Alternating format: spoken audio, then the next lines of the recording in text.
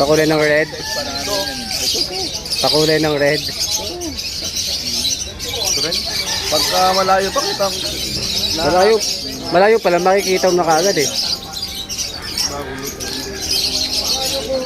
Verde yung magulang yan. Kaya talaga purong green. Oh, pag green oh, solid yung ulo. Wala silang banto ng blue. Mga pure green talaga pinanggalingan. Ganda ng buntot. Oh. Paolo, binili ko yung magulang yan, 14,000. Green lang. Breed mo yan.